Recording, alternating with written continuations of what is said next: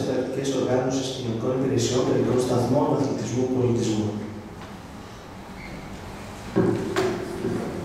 Καλησπέρα σας, κυρίες και κύριοι, αγαπητοί συνεργάτες. Καλό μήνα να έχουμε, καλές γιορτές. Θα ξεκινήσω και εγώ. Θα ήθελα να ευχαριστήσω την Νεογγυλίας για την πρόσκληση που μας έκανε και βεβαίως να της ευχηθούμε και εμείς χρόνια πολλά για τα 30 χρόνια της λειτουργίας της. Ως στρατηγικοί συνεργάτες στον ΟΤΑ συμμετέχουμε και φέτος στο φόρο για να σας μιλήσουμε για θέματα υλοποίησης έργων στους οργανισμούς τοπικής αυτοδιοίκησης και για τη συμμετοχή μας στο ψηφιακό μετασχηματισμό του δημοσίου τομέα. Σήμερα θα παρουσιαστούν κάποια case studies, κάποιες πραγματικές εγκαταστάσεις, οι οποίες λειτουργούν αρκετά χρόνια και θα μιλήσουμε ουσιαστικά για case management λογισμικό. Αυτό δηλαδή που παρουσιάστηκε και πριν λίγο, ονομάζεται case management στην διεθνή ορολογία και θα αντιμετωπίσουμε λίγο σε αυτό το κομμάτι. Θα μιλήσουμε για το Δήμο Αθηναίων και τις κοινωνικές υπηρεσίες. Θα μιλήσουμε για το Δήμο Απελωτήπων Μένης εδώ κοντά, για το Δήμο Νεάπολης Οικαιών, καθώς και το Δήμο Παλίνης, που θεωρείται leader στο κομμάτι του αθλητισμού πολιτισμού.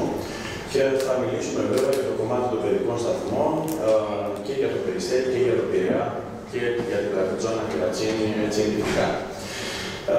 Θα μιλήσουμε δηλαδή για πολλά θέματα που ήδη έχουν θυχθεί, αν με επιτρέπετε, αλλά πριν από αυτό νομίζω ότι έχω τη δυνατότητα να απαντήσω.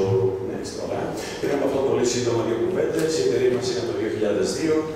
Έχει 4 πιστοποιήσεις, έχει πιστοποιημένους συνεργάτες στο project management και αυτό που είναι πολύ σημαντικό, αυτή τη στιγμή στον δημόσιο τομέα έχει πάνω από 68 δήμους με 155 εγκαταστάσεις και στον ιδιωτικό τομέα έχει πάνω από 700 εγκαταστάσεις σε διάφορες πολυεθνικές. Όλες οι εφαρμογές case management που θα σας παρουσιάσουμε σήμερα είναι 100% web. Προφανώς είναι απαραίτητο, όπως το συζητήσαν όλοι οι πρωτοετήσαντες, και παρέχονται στους δήμους είτε με άμεση αγορά είτε με software as a service.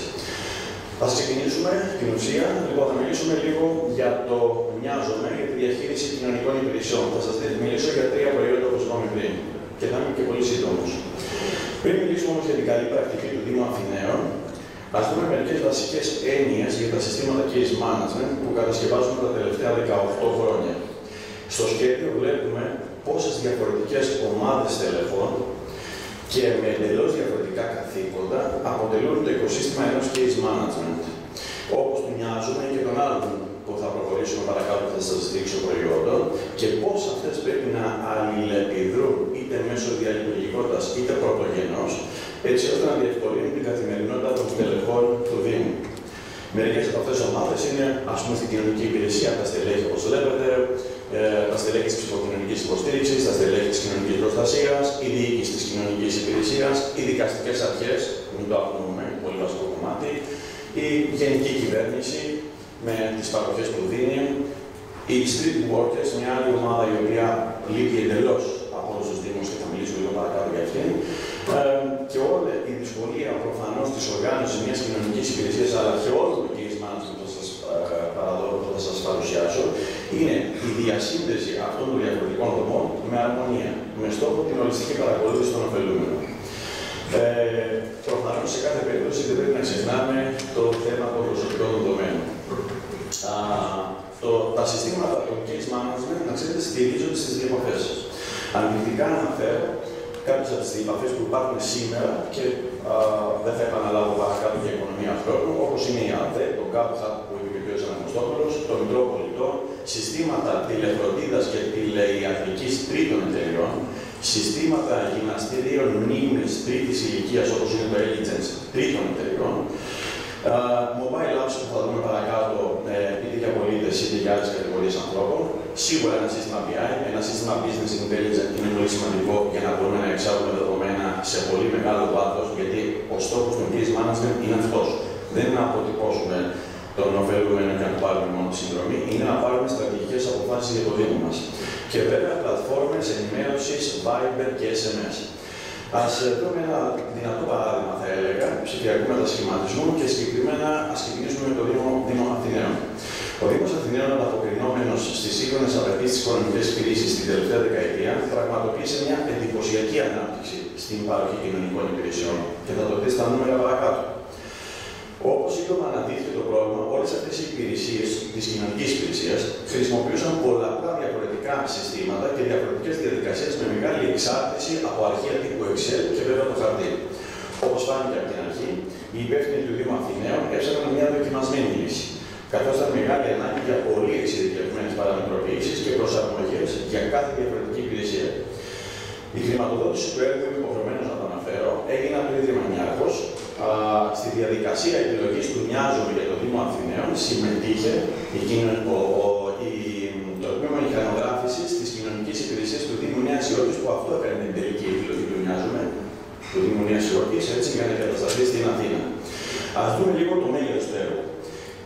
Οι κοινωνικές υπηρεσίες του Δήμου Αθηναίων, όπως βλέπετε, παρέχουν περισσότερες από 38 ανεξάρτητες υπηρεσίες προς τους ωφελούμενους, μέσα από μια ενιαία εφαρμογή των Νοιάζομαι και ένα ενιαίο ιστορικό ωφελούμενο. Βλέπετε case management. Κάθε μία από αυτές τις υπηρεσίες θα μπορούσε να είναι ένα λογισμικό από μόνη της. Θα μπορούσε να είναι 38 διαφορετικά λογισμικά, όπως ήταν στο παρελθόν πριν περίπου 10 χρόνια. Παραδειγματικές υπηρεσίες βλέπετε, παντοπολείο, φαρμακείο, επιδόματα, street walking, στέγαση, συμβουλευτική, απασχόληση, δεκάδες. Στον αριθμό 59 είναι όλες, 38 χρησιμοποιεί ο Δήμος Αθηναίων.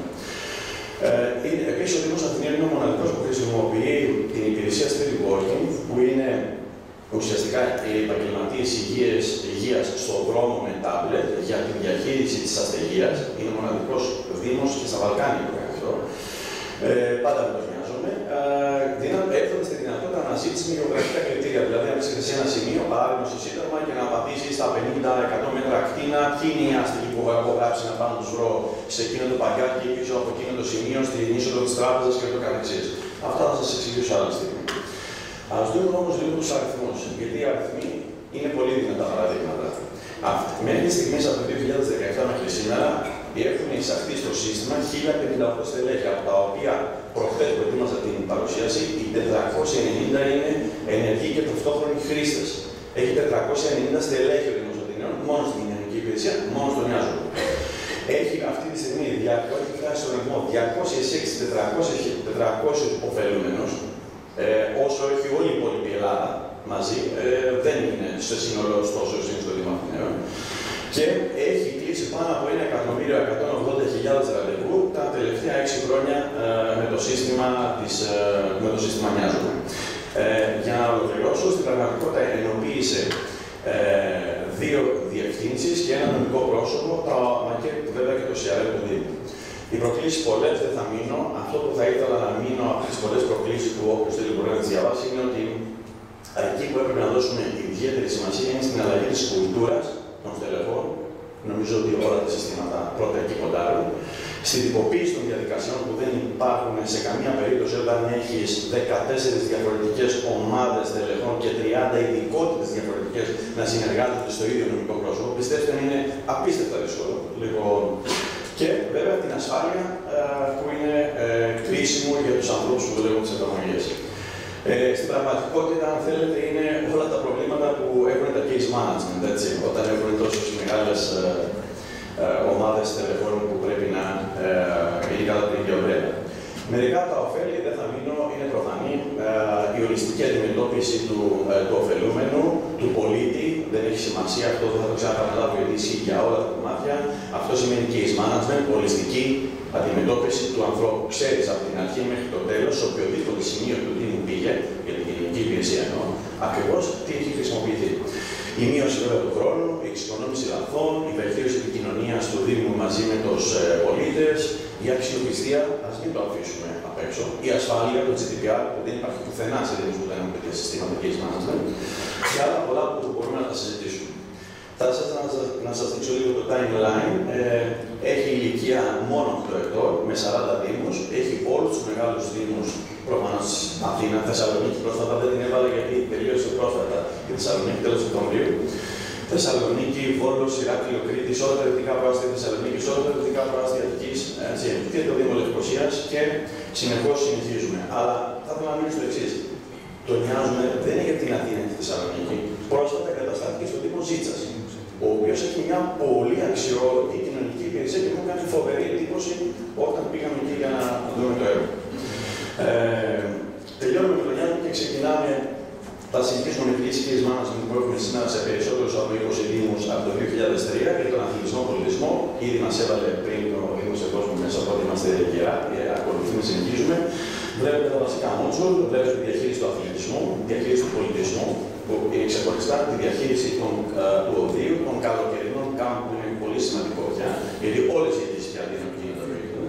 Και βέβαια, το τελευταίο τρένο, τη διαχείριση του συλλόγου. Όλοι οι Δήμοι, αυτοί που είναι αρκετά χρόνια στο κομμάτι που λειτουργούν και εις management συστήματα αθλητισμού, έχουν ξεκινήσει να βάζουν μια τάξη στους συλλόγους. Τα μόντζουλα αυτά έχουν μια σειρά από ειδικές λειτουργίες.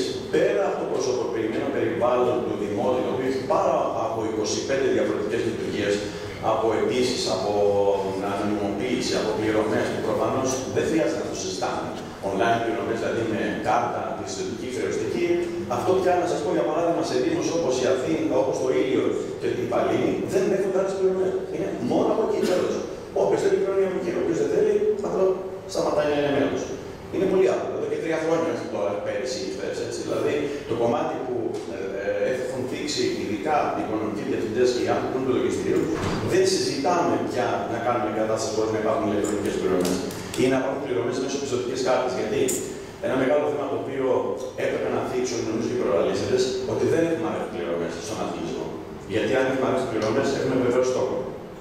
Το ίδιο σημαίνει και στους παιδικούς σταθμούς. Άρα πρέπει να βρούμε ένα άλλο τρόπο, τον οποίο μπορεί να σας το εξηγήσει στο διάστημα. Άρα, τελειώνοντας, να πω ότι έχω για το συγκεκριμένο κομμάτι, να πω ότι έχουμε βέβαια μια πλήρη διαχείριση αιτήσεων και ολογητικό νούμερο 1 πράγμα για τον αθλητισμό.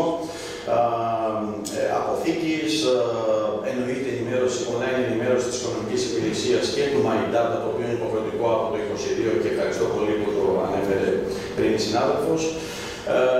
Έχουμε ελεγχόμενη πρόσβαση των μελών και των συλλόγων μέσω τουρνικέ. Αυτό είναι πάλι το τρίτο τελευταίο 3 ετών και μας βοήθησε ο COVID.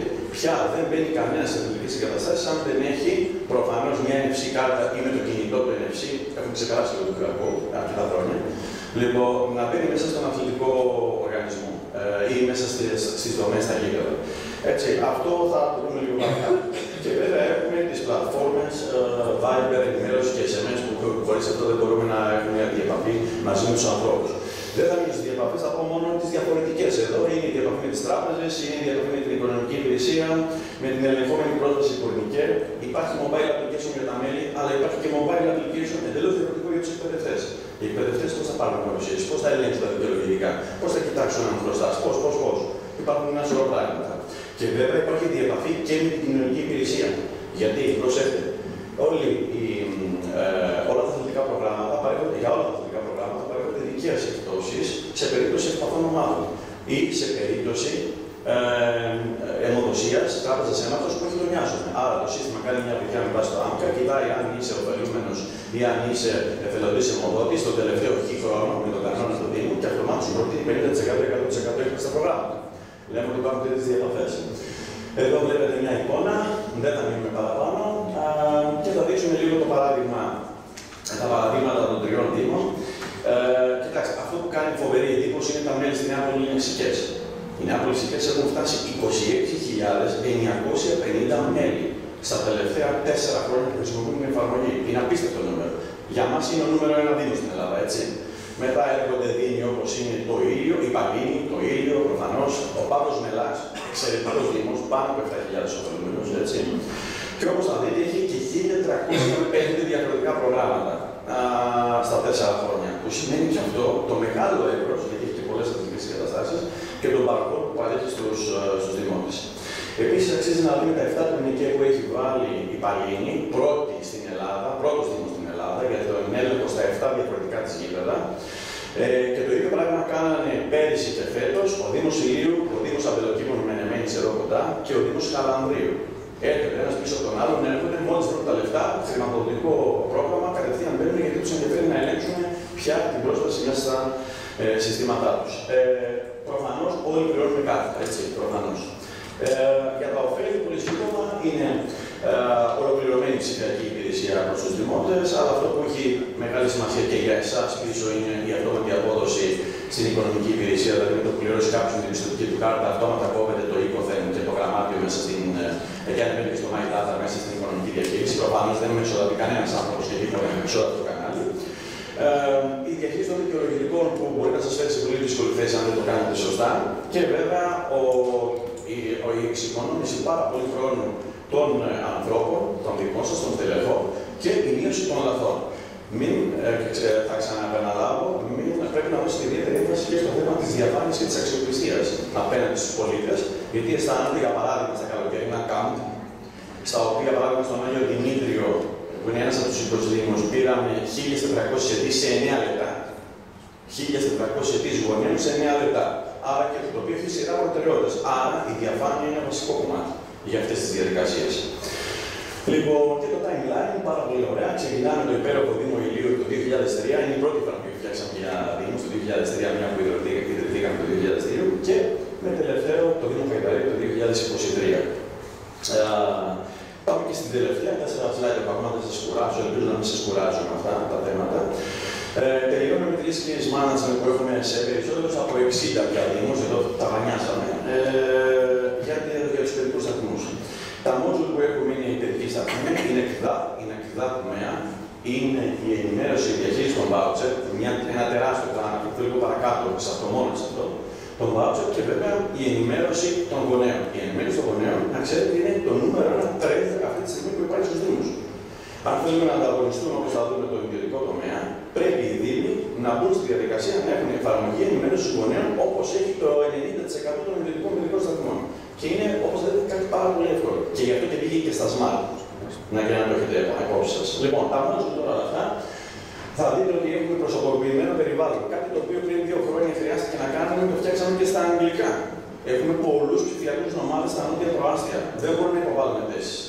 Άρα έγινε και στα αγγλικά, ώστε να μπορούν να υποβάλουν τις αιτήσεις, τα δικαιολογητικά τους, ό,τι τις ενστάσεις, ό,τι χρειάζεται μέσα στο περιβάλλον τους. Να δουν τις πληρωμές τους, να δουν τι χρωστάνε, να δουν τις παρουσίες, να δουν τα πάντα προφανώς, ό,τι χρειάζεται ένας γονέας. Η δική μία πρέπει να κάνουμε οπωσδήποτε στο κομμάτι των μοριοδοτήσεων που είναι οι Δήμοι. Μπορεί να έχουν πολλαπλές μοριοδοτήσεις και διαφορετικές μοριοδοτήσεις ανά χρόνο, κάτι το οποίο αυτό εξομαλύνεται. Φανταστείτε ότι έχουμε 60 Δήμους, 58 μοριοδοτήσεις διαφορετικές. Προφανώς δεν χρειάζεται να κάνουμε τίποτα. Εμείς θα κάνουμε μόνοι τους, γιατί είναι το σύστημα τόσο ανοιχτό το οποίο τα κάνει μόνο. Αλλά παρόλα αυτά όμως, ό,τι το χρειάζεται βοηθάμε. Έχουμε πολύ σημαντικό είναι το κομμάτι της διαχείρισης, της ενοποίησης των voucher που θα δούμε σε λίγο και της διαχείρισης αποφύγης. Από τους περίπου 25 Δήμους που δουλεύουν δυνατά το κομμάτι της αποφύγης, δηλαδή των παραγγελιών που κάνουν για τα τροφεία, υπάρχουν στατιστικά δεδομένα που δείχνουν μια μισοσταθμική μείωση 20% ετήσια τα πρώτα 2 χρόνια στις παραγγελίες που κάνουν στους προμηθευτές τους. Αυτό μπορούμε να αποδειχθεί με οικονομικά μεγέθη που μπορώ να σας πω. Βέβαια, και online πληρωμή δεν το συζητάμε. Το MyData, η οικονομική υπηρεσία που πρέπει να ενημερώνεται, αυτά τα έχουμε νομίζω επαναλάβει και δεν χρειάζεται να σας κουράζω. Εδώ βλέπετε πως 4 άξονες όλοι αυτοί μαζί δένονται και ταυτόχρονα μαζί με την ενημέρωση των γονέων και το child care, ξέρετε τι είναι το child care και το voucher των ΕΤΑ. Είναι ο πνεύμονας που ανασένει την παιδική σταθμή, γιατί χωρίς αυτό θα ήμασταν νεκροί σαν παιδική σταθμή. Λοιπόν, ας δώσω λίγο να πω κάτι γι' αυτό. Η σύνδεση με την ΕΤΑ γίνεται σε πραγματικό χρόνο. Δηλαδή, έχετε τη δυνατότητα μέσα από το σύστημα το δικό μας να βλέπετε αυτή τη στιγμή ο φορέας σας, προφανώς με certificate, username, password, με ένα σωρό πράγματα τα οποία δίνονται με μεγάλη ασφάλεια. Να βλέπετε αν τα δικά σας voucher που έχετε μέσα στο preschool είναι τα ίδια voucher που έχετε και μέσα στην ΕΤΑ. Γιατί αυτό είναι πολύ σημαντικό. Γιατί αν δεν είναι, να κόψετε λάθος, θα πρέπει να ξανακάνετε όλη τη διαδικασία για να γίνουν πάλι οι συγκεντρωτικές πληρωμές από την αρχή. Οπότε έχουμε αυτοματοποιήσει αυτό τον έλεγχο και το κομμάτι των αποδείξεων που προφανώς από νομίζω το 18 ή το 17 προκύπτουν αυτόματα και ανεβαίνουν και αυτόματα οι αποδείξεις επάνω στην ΕΤΑ χωρίς να χρειάζεται να τις καταχωρήσει. Το trend, 2 slide ακόμα, δεν σας κουράσω, το trend της εποχής που λέγαμε. Η εφαρμογή ενημέρωσης γονέων Total School είναι αποκλειστική συνεργάτητα της Intellisoft, είναι πλήρως ενοποιημένη με το preschool και όλα τα παιδιά τα οποία περιτάσσονται μέσα στις δομές αυτόματα πηγαίνουν στους γονείς και στους 2 γονείς link έτσι ώστε να κατεβάσουν την εφαρμογή και αυτόματα να αποκτήσουν κωδικούς για να μπαίνουν μέσα. Είναι εγκατεστημένη σε πάνω από 300 εγκαταστάσεις σε ιδιωτικούς σταθμούς και σε δημόσιους πια. Έχει πάνω από 35.000 μαθητές αυτή τη στιγμή ενεργούς και πάνω από 40.000 downloads. Ό,τι είναι να κάνει σε καθημερινό επίπεδο στο τετραδιάκι, το ξεχνάτε, γίνεται μέσα από εκεί με ένα πάρα πολύ εύκολο τρόπο, αξιόπιστο και προς το παρόν και το κυριότερο, συγγνώμη, GDPR συμμορφούμενο. Αυτό είναι πολύ σημαντικό που σας λέω, θα το καταλάβετε όταν θα έρθει η ώρα ίσως να το δείτε αναλυτικά. Τα πολύ ωραία παραδείγματα, δυστυχώς από τους 60 δήμους διάλεξα 3 και δικό τους άλλους. Παράδειγμα τον παπά που ήταν εδώ πριν ο κύριος αντιδήμαρχος από τα Γιάννενα. Όπως θα δείτε, τα νούμερα είναι για να δείτε ότι οι αιτήσεις γίνονται αποκλειστικά πάνω από 95 μέχρι 100% μόνο από το ίντερνετ. Έχουν σταματήσει τουλάχιστον οι δικοί μας οι πελάτες, οι δικοί μας δήμοι, να δέχονται αιτήσεις από το ΚΙΣΕ. Να πάει κάποιος να κάνει αιτήσεις. Είναι όλες από το ίντερνετ. Οπότε, ο ρόλος των στελεχών είναι ουσιαστικά μόνο να ελέγχουν, όπως θα δούμε και παρακάτω. Αυτό που θα δείτε είναι ότι τα voucher είναι πάνω από το 80%. Είναι ο πνεύμονας, είναι η αναπνοή των παιδικών σταθμών. Αν κάποια στιγμή, δηλαδή η δουλειά που πρέπει να κάνουμε για τα voucher είναι το 80% της δουλειάς. Άρα τα τροφεία, σαν τροφεία, είναι πολύ μικρή δουλειά. Μην σας πω ότι πάρα πολλοί δίνουν το έχουν δωρεάν. Αλλά τα τροφεία είναι πάρα πολύ μικρή δουλειά. Και γι' αυτό χρειάζεται η διεπαφή. Και στο κάτω μέρος, όπως θα δείτε, δεν ξέρω αν ναι, στο κάτω μέρος υπάρχει αριστερά, δεν φαίνεται πολύ καλά ίσως, το dashboard, δηλαδή ο πίνακας ελέγχου που βλέπεις κατευθείαν σε μια οθόνη όλα τα πράγματα που σημαίνουν στους παιδικούς σταθμούς. Βλέπετε την οθόνη περίπου των γονέων και βέβαια τις διεπαφές με το child care. Τέλος, τελευταίο slide είναι, λοιπόν, τα ωφέλη πολλά και εδώ σε αυτή την περίπτωση, αν το πάτησα σωστά, αν μπορεί να πατήσει ένα next. Γιατί σταμάτησα αυτό, πολύ ωραία. Λοιπόν, οι πολίτες προφανώς έχουν την αίσθηση ότι έχουν ένα ενοποιημένο περιβάλλον, μπορούν να κάνουν τα πάντα εκεί και να ενημερώνουν σε πραγματικό χρόνο ακριβώς ποια είναι η εξέλιξη της αίτησής τους, αν τους πήραν, δεν τους πήραν, για ποιο λόγο απορριφθήκανε, αν το παιδί του σταμάτησε, αν άλλαξε σταθμό, αν. Λοιπόν, και βέβαια τα στελέχη δεν έχουν καμία δουλειά και δεν σπαταλούν καθόλου χρόνο να καταχωρήσουν ούτε αιτήσεις, ούτε να τσεκάρουν δεξιά και αριστερά ένα σωρό πράγματα, παρά μόνο ελέγχουν τα δικαιολογητικά και απλώς αποφασίζουν να μπουν μέσα στις δομές. Άρα θα τους περισσέψει και πολύ στους χρόνους, πιστέψτε με, για την εφαρμογή απομακρυσμένης ενημέρωσης γονέων. Όπως όλα τα συστήματα, το βασικότερο για μας δεν είναι ξαναλέω η αποτύπωση των ωφελούμενων. Είναι ίσως κάπου κάτω αυτό που λέει η μέτρηση των αποτελεσμάτων για τη συνεχή βελτίωση της παροχής υπηρεσιών που δίνουμε σαν δήμο. Είμαστε πεπρωμένοι να έχουμε συνεχώς καλύτερες υπηρεσίες για να μπορούμε να ανταγωνιστούμε τον ιδιωτικό τομέα. Έτσι, ειδικά σε αυτά τα 3 συστήματα που είναι case management και στα 3 συστήματα. Το τελευταίο, να πατήσουμε ένα next, μπορεί, εντάξει, είναι οι 60 δήμοι, βλέπετε το timeline από το 2008 μέχρι σήμερα, βλέπετε είναι πολύ μεγάλη, μικρή, μεσαίοι δήμοι, είναι όλοι όσοι έχουν μια τυπική οργάνωση στους παιδικούς σταθμούς. Και θα ήθελα πριν να σας ευχαριστήσω να σας πω το εξής. Την περασμένη εβδομάδα το Ευρωπαϊκό Δίκτυο Κοινωνικών Υπηρεσιών, που έκανε μια παρουσίαση σε όλη την Ευρώπη και συμμετείχαμε εμείς, γιατί προφανώς είμαστε στο δίκτυο, είμαστε leaders σε αυτό το κομμάτι στην Ελλάδα. Ανακοίνωσε ότι θα επενδυθούν από το δημόσιο και τους δήμους μέχρι το 2030 περισσότερα από 7 τρισεκατομμύρια χρήματα για 2 λόγους. Ότι δεν υπάρχουν στελέχη και δεν υπάρχουν υποδομές για την προστασία των παιδιών και την προστασία των ευάλωτων ομάδων. Το νούμερο είναι τεράστιο. Προβλέπουν, έχουν κάνει και οι στάτες τα οποία δείξανε. Άρα πρέπει εμείς να είμαστε έτοιμοι για αυτό το κομμάτι και θα πρέπει οπωσδήποτε να επενδύσουμε σε συστήματα case management για να είμαστε μπροστά. Σας ευχαριστώ πάρα πολύ για την προσοχή σας.